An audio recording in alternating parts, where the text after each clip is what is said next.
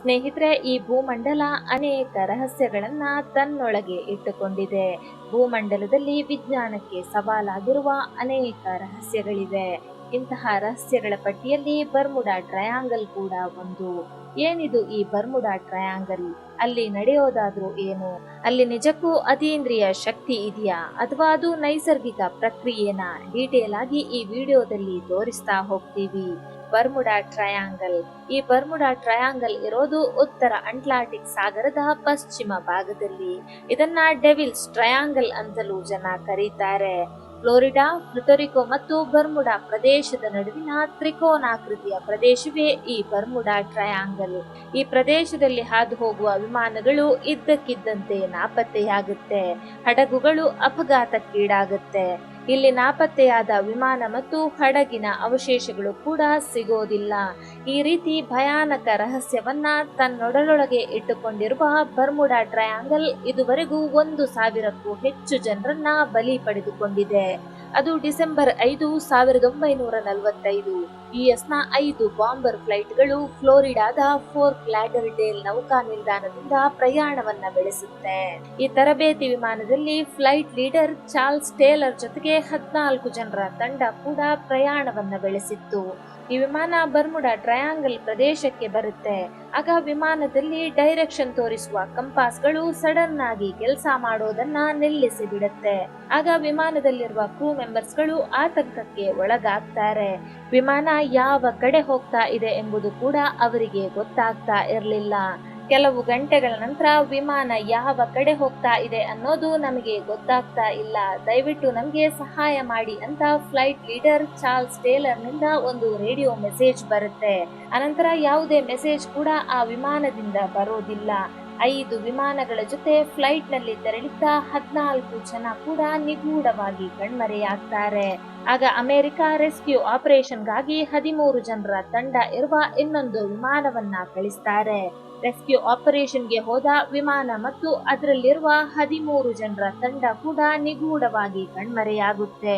ಆ ಯುದ್ಧ ವಿಮಾನ ಏನಾಯ್ತು ಅನ್ನೋದಕ್ಕೆ ಯಾವುದೇ ಸುಳಿವು ಕೂಡ ಇದುವರೆಗೂ ಸಿಕ್ಕಿಲ್ಲ. ಇನ್ನು 1881ರಲ್ಲಿ 210 ಅಡಿ ಉದ್ದದ ಎಲೆನ್ ಆಸ್ಟಿನ್ ಹಡಗು ಲಂಡನ್ ನಿಂದ ನ್ಯೂಯಾರ್ಕ್ಗೆ ಪ್ರಯಾಣವನ್ನ ಬೆಳೆಸುತ್ತೆ. ಅದು ಬರ್ಮುಡಾ ಟ್ರಯಾಂಗಲ್ ವ್ಯಾಪ್ತಿಗೆ ಬರುತ್ತೆ. ಆಗ ಯಾವುದೇ ಪರಿಚಿತವಿಲ್ಲದ ಒಂದು ಸಣ್ಣ ಹಡಗು ಪ್ರಯಾಣಿಸ್ತಾ ಇರೋದನ್ನ ಕ್ಯಾಪ್ಟನ್ ಗಮನಿಸ್ತಾರೆ. ಎಲೆನ್ ಆಸ್ಟಿನ್ ಹಡಗಿನ ಕ್ಯಾಪ್ಟನ್ 2 ದಿನಗಳ ಕಾಲ ಆ ಹಡಗಿನೊಂದಿಗೆ ಸಂಪರ್ಕ ಸಾಧಿಸಲು ಪ್ರಯತ್ನವನ್ನ ಪಡ್ತಾರೆ. ಆದ್ರೆ ಯಾವುದೇ ಪ್ರತಿಕ್ರಿಯೆ ಬರೋದಿಲ್ಲ. ತಕ್ಷಣ ಪರಿಣಿತಿ ಹೊಂದಿದ ಸಿಬ್ಬಂದಿಗಳನ್ನು ಮತ್ತು ನಾವಿಕರನ್ನ ಆ ಹಡಗಿಗೆ ಕಳಿಸಲಾಗುತ್ತೆ. ಕೆಲವೇ ಸಮಯದಲ್ಲಿ ಸಿಬ್ಬಂದಿ ಮತ್ತು ನಾವಿಕರೊಂದಿಗೆ ಆ ಹಡಗು ಕಣ್ಮರೆಯಾಗುತ್ತೆ. ಮತ್ತೆಂದು ಆ ಹಡಗು ಕಾಣಿಸೋದೇ ಇಲ್ಲ, ನಿಗೂಢವಾಗಿ ನಾಪತ್ತೆಯಾಗಿ ಬಿಡುತ್ತೆ. ಇನ್ನು 1918ರಲ್ಲಿ 300 ಜನ ಪ್ರಯಾಣಿಕರನ್ನ ಕರೆದೊಯ್ತಾ ಇದ್ದ VSS ಸೈಕ್ಲೋಸ್ ಹಡಗು ಕೂಡ ಇದೇ ರೀತಿ ನಿಗೂಢವಾಗಿ ಪ್ರಯಾಣಿಕರೊಂದಿಗೆ ಕಣ್ಮರೆಯಾಗಿತ್ತು. ಹಾಗೆ 1812ರ ಡಿಸೆಂಬರ್ 30ರಂದು ಅಮೆರಿಕ ಸಂಯುಕ್ತ ಸಂಸ್ಥಾನದ ಮಾಜಿ ಉಪರಾಷ್ಟ್ರಪತಿ ಅರಾನ್ಬರ್ ಅವರ ಮಗಳು ಹಡಗಿನಲ್ಲಿ ಪ್ರಯಾಣವನ್ನ ಬೆಳೆಸಿದ್ರು. ಇವರು ಬರ್ಮುಡಾ ಟ್ರಯಾಂಗಲ್ ನಲ್ಲಿ ನಿಗೂಢವಾಗಿಯೇ ಕಣ್ಮರೆಯಾಗ್ತಾರೆ. 1948ರ ಡಿಸೆಂಬರ್ 28ರಂದು ಡಿಗ್ಲೇಸ್ DC-3 ವಿಮಾನ 32 ಜನ ಪ್ರಯಾಣಿಕರೊಂದಿಗೆ ಬರ್ಮುಡಾ ಟ್ರಯಾಂಗಲ್ ನಲ್ಲಿ ಕಣ್ಮರೆಯಾಗುತ್ತೆ. 1948ರ ಜನವರಿ 30ರಂದು ಸ್ಟಾರ್ ಟೈಗರ್, 1949ರ ಜನವರಿ 17ರಂದು ಸ್ಟಾರ್ ಏರಿಯಲ್ಸ್ ಕೂಡ ನಿಗೂಢವಾಗಿ ನಾಪತ್ತೆ ಆಗುತ್ತೆ. ಇಷ್ಟೆಲ್ಲ ಘಟನೆಗಳು ನಡೆದ್ರೂ ವಿಮಾನ ಮತ್ತು ಹಡಗಿನ ಅವಶೇಷಗಳು ಇಂದಿಗೂ ಪತ್ತೆಯಾಗಿಲ್ಲ. ಬರ್ಮುಡಾ ಟ್ರಯಾಂಗಲ್ ಮಾತ್ರ ತನ್ನಲ್ಲಿನ ನಿಗೂಢತೆಯನ್ನ ತನ್ನೊಳಗೆ ಬಚ್ಚಿಟ್ಟುಕೊಂಡು ವಿಜ್ಞಾನಿಗಳಿಗೆ ಮತ್ತು ಸಂಶೋಧಕರಿಗೆ ತಲೆನೋವಾಗಿ ಕಾಡ್ತಾ ಇದೆ. ಹಾಗಾದ್ರೆ ಈ ಬರ್ಮುಡಾ ಟ್ರಯಾಂಗಲ್ ನಿಂದ ಬದುಕಿ ಬಂದವರು ಯಾರು ಇಲ್ವಾ ಅಂತ ಕೇಳಿದ್ರೆ ಎಸ್, ಒಬ್ಬ ವ್ಯಕ್ತಿ ಇದ್ದಾರೆ. ಆತನೇ ಬ್ರೂಸ್ ಗೆರ್ನಾನ್. ಈತ ಆಗಾಗ ಬಿಸ್ನೆಸ್ ಟ್ರಿಪ್ಗಳನ್ನ ಹೋಗ್ತಾ ಇದ್ದ. 1970ರಲ್ಲಿ ಈತ ಬಹಮಾಸ್ ನಿಂದ ಫ್ಲೋರಿಡಾಗೆ ತನ್ನ ವಿಮಾನದಲ್ಲಿ ಹೋಗ್ತಾನೆ. ಆತ ಬರ್ಮುಡಾ ಟ್ರಯಾಂಗಲ್ ಪ್ರದೇಶಕ್ಕೆ ಬಂದಾಗ ತುಂಬಾ ವಿಚಿತ್ರವಾದ ಸರ್ಕಲ್ ಶೇಪ್ ನ ಮೋಡವೊಂದು ಆತನಿಗೆ ಕಾಣಿಸುತ್ತೆ. ಸಡನ್ ಆಗಿ ಆತನಿಗೆ ವಿಮಾನವನ್ನ ಕಂಟ್ರೋಲ್ ಮಾಡುವುದಕ್ಕೆ ಆಗೋದಿಲ್ಲ. ಆತ ವಿಮಾನವನ್ನ ಸರ್ಕಲ್ ಶೇಪ್ನ ಮೋಡದೊಳಗೆ ನುಗ್ಗಿಸಿ ಬಿಡ್ತಾನೆ.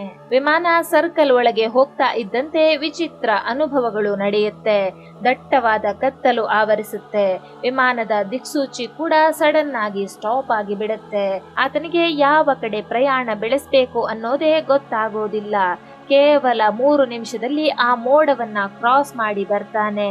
ಮೋಡವನ್ನ ಕ್ರಾಸ್ ಮಾಡಿ ಬಂದಾಗ ಆತನಿಗೆ ಮಿಯಾಮಿ ಬೀಚ್ ಪೋಸ್ಟ್ ಕಾಣಿಸುತ್ತೆ. ಆತ 160 ಕಿಲೋಮೀಟರ್ನ ಕೇವಲ 3 ನಿಮಿಷದಲ್ಲಿ ಪ್ರಯಾಣಿಸಿದ್ದ. ಅಂದ್ರೆ ಆತ ಗಂಟೆಗೆ 3000 ಕಿಲೋಮೀಟರ್ ವೇಗದಲ್ಲಿ ಟ್ರಾವೆಲ್ ಮಾಡಿರ್ತಾನೆ. ಸಾಮಾನ್ಯವಾಗಿ ಪ್ಯಾಸೆಂಜರ್ ಪ್ಲೇನ್ಗಳು ಈ ಸ್ಪೀಡ್ ನಲ್ಲಿ ಟ್ರಾವೆಲ್ ಮಾಡೋದಕ್ಕೆ ಸಾಧ್ಯನೇ ಇಲ್ಲ. ಬಹಮಾಸ್ನಿಂದ ಫ್ಲೋರಿಡಾಗೆ ಪ್ರಯಾಣವನ್ನ ಬೆಳೆಸೋದಕ್ಕೆ ಸುಮಾರು 90 ನಿಮಿಷ ಬೇಕಾಗುತ್ತೆ.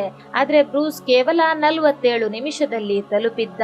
160 ಕಿಲೋಮೀಟರ್ ಅನ್ನ ಕೇವಲ 3 ನಿಮಿಷದಲ್ಲಿ ಪ್ರಯಾಣಿಸಿದ್ದು ಹೇಗೆ ಅಂತ ಈಗಲೂ ಮಿಸ್ಟ್ರಿಯಾಗಿಯೇ ಉಳಿದಿದೆ. ಬರ್ಮುಡಾ ಟ್ರಯಾಂಗಲ್ ನ ವಿಸ್ಮಯಗಳನ್ನ ತಿಳಿಯಲು ಅನೇಕ ವಿಜ್ಞಾನಿಗಳು ಇಂದಿಗೂ ಸಂಶೋಧನೆಗಳನ್ನ ನಡೆಸ್ತಾನೆ ಇದ್ದಾರೆ. ಒಂದು ಸಿದ್ಧಾಂತದ ಪ್ರಕಾರ ಈ ಪ್ರದೇಶದಲ್ಲಿ ಮಿಥೈಲ್ ಹೈಡ್ರೇಟ್ ಎಂಬ ಅನಿಲ ಉತ್ಪತ್ತಿಯಾಗುತ್ತೆ. ಈ ಅನಿಲ ಬೃಹತ್ ಗಾತ್ರದ ಬುಗುರಿಗಳಂತೆ ಮೇಲೆ ಹೋಗಿ ಹಡಗುಗಳ ಕೆಳಗಿನ ನೀರನ್ನ ಎತ್ತರಕ್ಕೆ ಹಾರಿಸುತ್ತೆ. ನಾರ್ವೆಯ ಸಮುದ್ರದಲ್ಲಿ ಇದೇ ರೀತಿ ಕ್ರಿಟರ್ಸ್ಗಳು ರಚನೆಯಾಗಿವೆ ಅಂತ ಕೆಲವು ವಿಜ್ಞಾನಿಗಳು ಹೇಳಿದ್ದಾರೆ. ಆದ್ರೆ ಬರ್ಮುಡಾ ಟ್ರಯಾಂಗಲ್ ನಲ್ಲಿ ಮಿಥೇಲ್ ಅನಿಲ ಸ್ಫೋಟಗಳ ಬಗ್ಗೆ ಯಾವುದೇ ಪುರಾವೆ ಇಲ್ಲ ಎಂದು ಅಮೆರಿಕ ಭೌಗೋಳಿಕ ಅಧ್ಯಯನ ಸಂಸ್ಥೆ ಹೇಳಿದೆ. ಇನ್ನೊಂದು ಸಿದ್ಧಾಂತದ ಪ್ರಕಾರ ಬರ್ಮುಡಾ ಟ್ರಯಾಂಗಲ್ ನಲ್ಲಿ ರೋಗ್ ವೇವ್ಸ್ ಎಂಬ ಅಪರೂಪದ ದೊಡ್ಡ ಅಲೆಗಳು ರೂಪುಗೊಳ್ಳುತ್ತೆ. ಈ ಅಲೆಗಳು ಸಾಮಾನ್ಯ ಅಲೆಗಳಿಗಿಂತ 2 ಪಟ್ಟು ಎತ್ತರಕ್ಕೆ ಜಿಗಿಯುತ್ತೆ. ಇಲ್ಲಿ ಏಳುವ ರಕ್ಕಸ ಅಲೆಗಳೇ ವಿಮಾನ ಮತ್ತು ಹಡಗುಗಳು ಕಣ್ಮರೆಯಾಗೋದಕ್ಕೆ ಕಾರಣ ಅಂತ ಇನ್ನು ಕೆಲವು ವಿಜ್ಞಾನಿಗಳು ಹೇಳಿದ್ದಾರೆ. ಇನ್ನು ಕೆಲವು ವಿಜ್ಞಾನಿಗಳ ಪ್ರಕಾರ ಬರ್ಮುಡಾ ಟ್ರಯಾಂಗಲ್ ನಲ್ಲಿ ರೂಪುಗೊಳ್ಳುವ ವಿಚಿತ್ರ ಮೋಡಗಳೇ ಇಲ್ಲಿ ನಡೆಯುವ ವಿಚಿತ್ರ ಘಟನೆಗಳಿಗೆ ಕಾರಣ ಅಂತ ಹೇಳಿದ್ದಾರೆ. ಹೀಗೆ ಅನೇಕ ಸಿದ್ಧಾಂತಗಳನ್ನ ವಿಜ್ಞಾನಿಗಳು ಜಗತ್ತಿನೆದುರು ತೆರೆದಿಟ್ಟಿದ್ದಾರೆ. ಬರ್ಮುಡಾ ಟ್ರಯಾಂಗಲ್ ಬಗ್ಗೆ ಕೆಣಕುತ್ತಾ ಹೋದಷ್ಟು ರಹಸ್ಯಗಳು ಜಗತ್ತಿನೆದುರು ತೆರೆದುಕೊಳ್ತಲೇ ಇದೆ. ಹಾಗಾಗಿ ಬರ್ಮುಡಾ ಟ್ರಯಾಂಗಲ್ ಇಂದಿಗೂ ರಹಸ್ಯವಾಗಿಯೇ ಉಳಿದಿದೆ. ಬರ್ಮುಡಾ ಟ್ರಯಾಂಗಲ್ ಬಗ್ಗೆ ನಿಮ್ಮ ಅಭಿಪ್ರಾಯ ಏನು ಅನ್ನೋದನ್ನ ಕಾಮೆಂಟ್ ಮಾಡಿ.